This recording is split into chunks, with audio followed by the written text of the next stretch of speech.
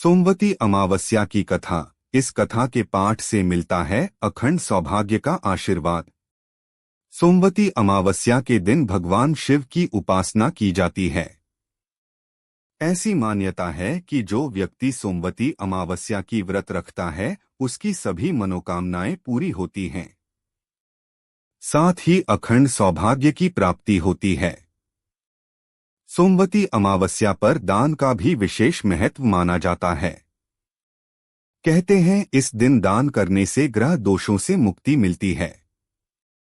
इस दिन विधि विधान से पूजा करने के बाद सोमवती अमावस्या की कथा का पाठ भी जरूर करना चाहिए। तो दोस्तों सुनते हैं सोमवती अमावस्या व्रत कथा।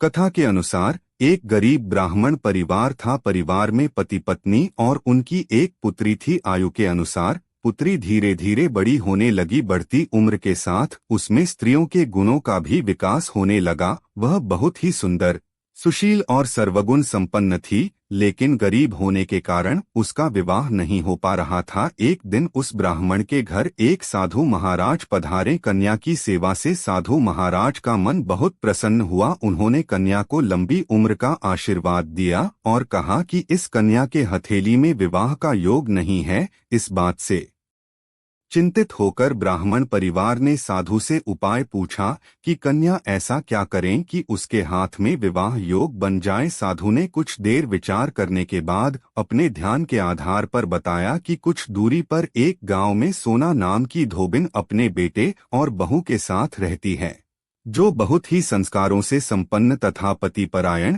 और निष्ठावान है। यदि ये कन्या उसकी सेवा करे तो इसके बुरे योग मिट सकते हैं। साधु ने ये भी कहा कि वह महिला कहीं आती जाती नहीं है। ये बात सुनकर ब्राह्मणी ने अपनी बेटी से धोबिन की सेवा करने की बात कही। अगले दिन कन्या प्रात काल ही उठकर सोना धोबिन के घर चली गई और वहां साफ सफाई और अन्य सारे कार्य करके अपने घर वापस आ जाती थी। एक दिन सोना धोबिन अपनी बहू से पूछती है कि तुम तो सुबह ही उठकर सारे काम कर लेती हो और पता भी नहीं चलता। बहू ने कहा, माँ जी, मैंने तो सोचा कि आप ही सुबह उठकर सारे काम खुद ही खत्म कर लेती हैं। मैं तो देर से उठती हूँ। इस पर दोनों सास बहू निगरानी करने लगी कि कौन है जो सुबह ही घर का सारा काम करके चला जाता है। कई दिनों के बाद धोबिन ने देखा कि एक कन्या अंधेरे घर में आती है और सारे काम करने के बाद चली जाती है। जब वह जाने लगी तो सोना धोबिन उसके पैरों पर गिर पड़ी। पूछने लगी कि आप कौन है और इस तरह छुपकर मेरे घर में आकर क्यों काम करती हैं। तब कन्या ने साधु द्वारा कही गई सारी बात बताई। सोना धोबिन पति परायण थी, उसमें तेज था, वह इस बात के लिए मान गई। सोना धोबिन के पति थोड़ा अस्वस्थ थे। उसने अपनी बहू से अपने लौट आने तक घर पर ही रहने को कहा। सोना धोबिन ने जैसे ही अपने मांग का सिंदूर उस कन्या की मांग में लगाया, उसका पति मर गया। उसे इस बात का पता चल गया। वह घर से निर्जल ही चली थी।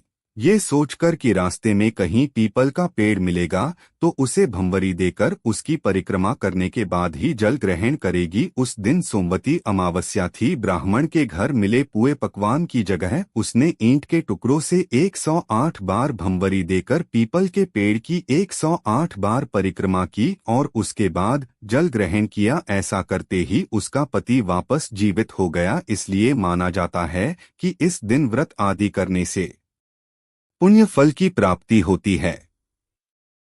सोमवती अमावस्या की दूसरी कथा। पौराणिक कथाओं के अनुसार प्राचीन काल में एक प्रतापी राजा थे। उनका एक बेटा और एक बहू थे। एक दिन बहू ने चोरी से मिठाई खा ली और नाम चूहे का लगा दिया, जिसकी वजह से चूहे को बहुत गुस्सा आ गया। उसने मन ही मन निश्चय किया कि चोर को राजा के सामने लेकर आऊंगा। एक दिन राजा के यहाँ कुछ मेहमान आए हुए थे। सभी मेहमान राजा के कमरे में सोए हुए थे। बदले की आग में जल रहे चूहे ने रानी की साड़ी ले जाकर उस कमरे में रख दी। जब सुबह मेहमानों की आंखें खुली और उन्होंने रानी का कपड़ा देखा तो हैरान रह गए। जब राजा को इस बात का पता चला तो उन्होंने अपनी बहू को महल से निकाल दिया। रानी रोज शाम में दिया जलाती और ज्वार उगाने का काम करती थी। रानी रोज पूजा करती, गुड़धानी का प्रसाद बांटती थी। एक दिन राजा उस रास्ते से निकल रहे थे तो उनकी नजर उन दियों पर पड़ी। राजमहल लौटकर राजा ने सैनिकों को जंगल भेजा और कहा कि देखकर आओ वहां क्या चमत्कारी चीज थी। सैनिक जंगल में उस पीपल के पेड़ के नीचे गए। उन्होंने वहां देखा कि दिए आपस में बात कर रहे थे, सभी अपनी अपनी कहानी बता रहे थे। तभी एक शांत से दिए से सभी ने सवाल किया कि तुम भी अपनी कहानी बताओ। दिए ने बताया वह रानी का दिया है। उसने आगे बताया कि रानी के मिठाई चोरी करने की वजह से चूहे ने रानी की साड़ी मेहमानों के कमरे में रख दी और बेकसूर रानी को सजा मिल गई। यह सारी बातचीत सैनिकों ने महल में आकर राजा को बताई, जिसके बाद राजा ने रानी को माफ कर दिया और महल वापस बुला लिया।